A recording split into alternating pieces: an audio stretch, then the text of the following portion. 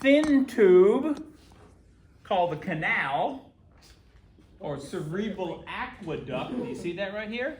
Cerebral aqueduct. And that connects to the fourth ventricle, the fourth large area. Then from here on out, down the spinal cord. So we can do a spinal tap. Cerebral aqueduct.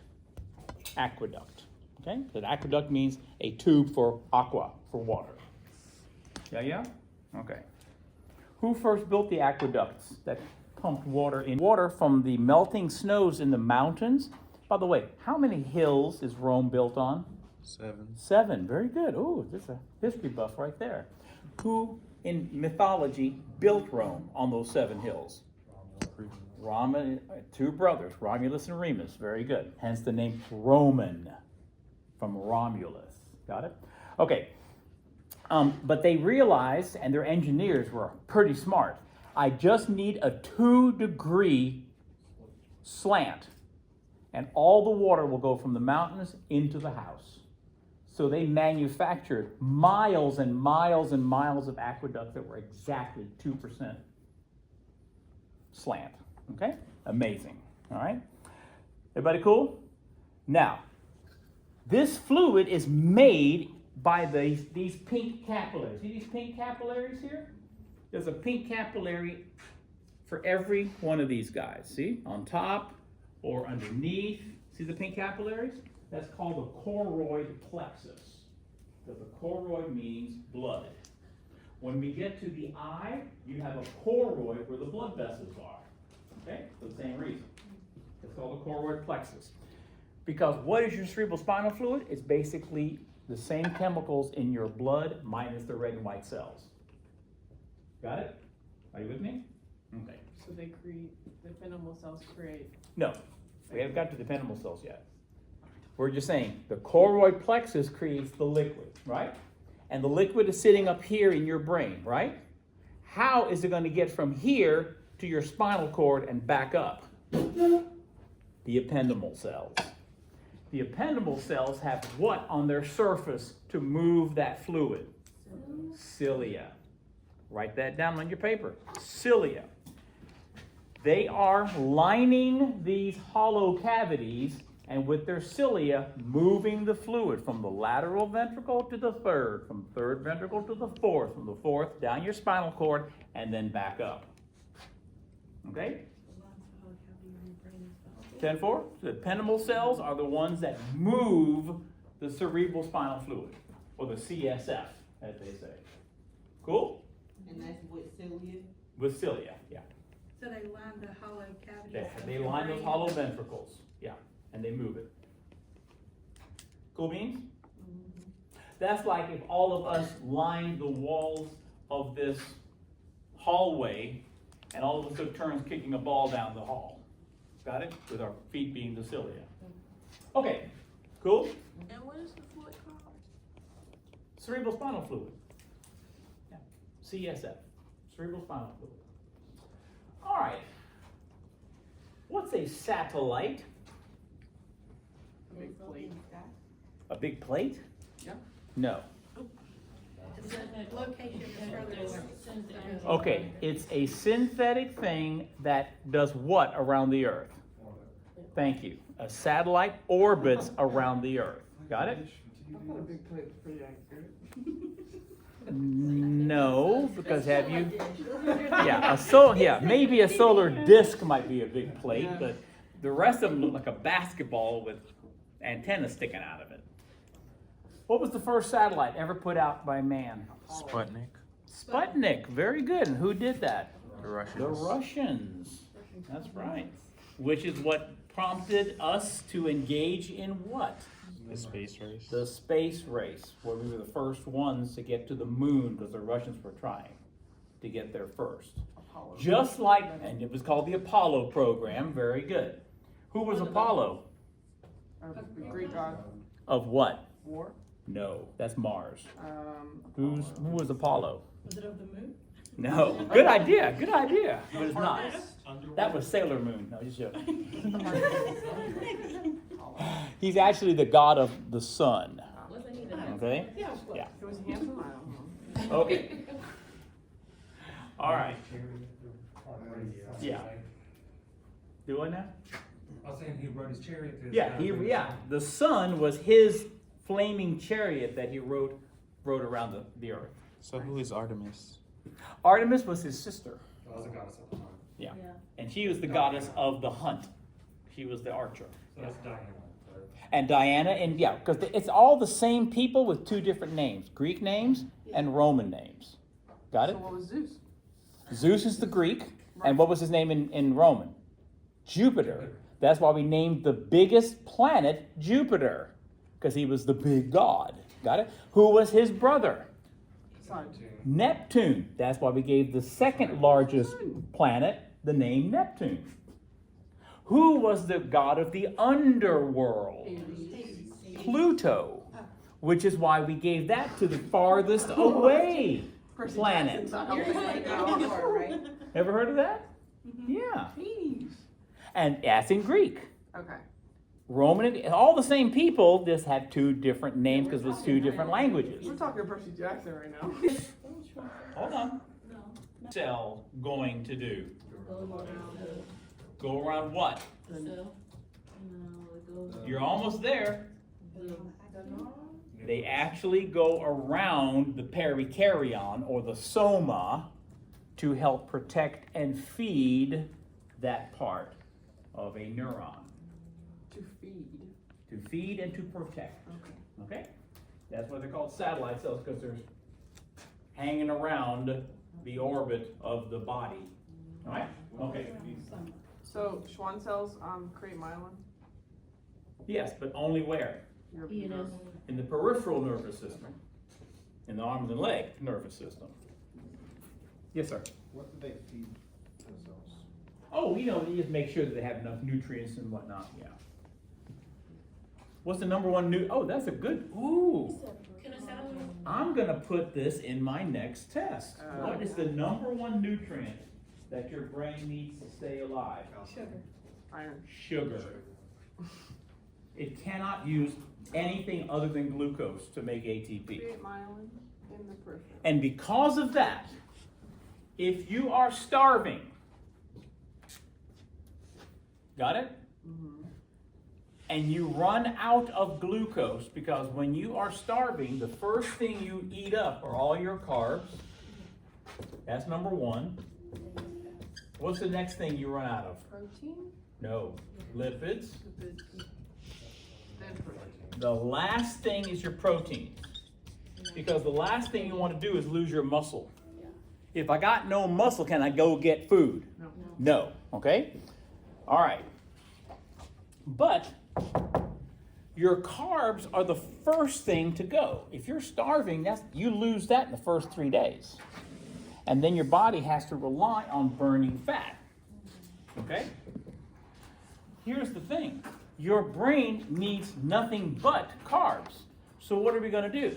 Well, your liver can turn fat into glucose. That's one of its 35 life-preserving functions. That's one of the things it can do. But we are going to save that sugar to keep your brain alive. And we call that glucose what? Sparing. And what are your muscles going to use for energy? Fat. Your muscles can use fat for energy. Got it? But not your brain. So where you do the juxtamedullary? Huh? The juxtamedullary cavity thing? Remember? What's a juxtamedullary cavity thing? That's in your kidneys. We're not on the kidneys. Juxtamedullary is a nephron, which is between the medulla and the Or emergency? emergency holding on to water. Okay. Not sugar, water. Yeah. You're close. It was an emergency. That's like, you're in the middle of the ocean, you got nothing to drink. Okay. All right. Is it only in the, Only in the sensory nerves, and I'll show you why in a second. It's only in the sensory nerves, and I'll show you why. Okay. But it's around the heads or the bodies of the sensory neurons. Got it? We'll talk to you about why that is in a second. All right, question. Under which circumstances can a neuron regenerate? You see, you're born with all the neurons you're ever going to have. How come your brain is bigger now than the day you were born and it was this big? They grew.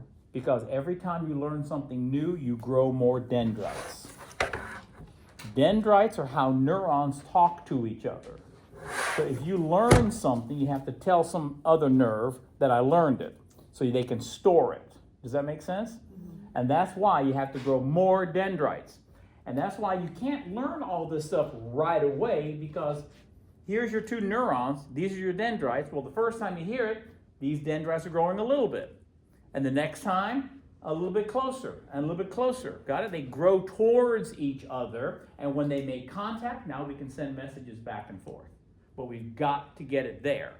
And that's why for some people, it only takes 3 times hearing it, or 3 times seeing it, or 3 times doing it, depending on what bark you are, to make it solid.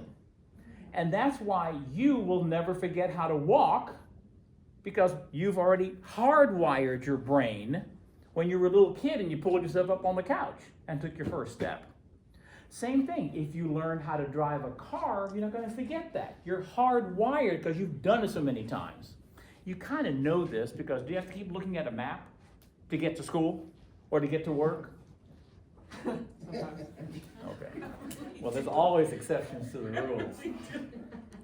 Okay? Depends on the day. Depends on, yeah, it depends whether it's Saturday, yeah, okay. Oh, wow. So, I didn't say anything, I just went like this. It's like I believe That's a that tip. I can, like I do want to turn the GPS off so bad and to see if my brain knows. As long as the body is intact, we can regenerate the axon. As long as the body is intact, Every time you learn, you grow more I can dendrites. grow a new axon. Wait, say it again. I put As it long as the body What? is intact, you can regrow it off. Okay, when we learn, we're growing dendrites, but if you cut an axon, can I send the message from here to there? So No. So, have you heard of somebody who in an industrial accident lost their hand? Can you put the hand back? No. Yes, you can. That happens all of the time. There are specialists who do that for a living. Cut it off. No, put it back on if it gets cut off. Like Yes, like- put it on ice. Yeah, you stick it in a bow. Do they reattach? It's very easy to reattach the muscles, the ligaments, the tendons, and the blood vessels. That's easy. Blood vessel stopped here, blood vessel keeps going there, sew it together. Got it? How about nerves? No, you cannot sew together an axon. However, since this is the motor nerve coming all the way up here, and the sensory nerve goes all the way over here, the bodies of a motor nerve is here in your spinal cord. Everything else is the axon. And the body of a sensory nerve is here, right next to the spinal cord, off to the side. Got it? So if this gets cut off, again, I can still grow a new axon. Does that make sense? Here is the only problem. The axon doesn't always know where to grow. Because when you were little, you actually, when you were growing, you had Schwann cells creating a tube, and the axon followed the tube to get to your fingers and toes. Got it? Well, if you cut that off, those Schwann cells are going to die too. So, back in the old days, if you were lucky, you'd get some feeling or some movement back into your reattached hand. Now we can guarantee it because we have what's called 3D printers. Guess what they do? Instead of putting in plastic, you put in collagen. And you print a 3D tube and lay that tube inside the hand from where we're attaching the nerve to where the fingers are, and it'll grow in that tube, and you'll get movement and feeling back into your fingers. Is that amazing? The axon just needs a tube to follow. So the answer here, I can regenerate the axon of a neuron if the body is intact. If the soma is still alive, I can do it. If the soma is dead, you got problems. Got it? Cannot grow when there's no soma, no body. Okay? And this is something that I saw with my own two eyes. I think I told you guys earlier.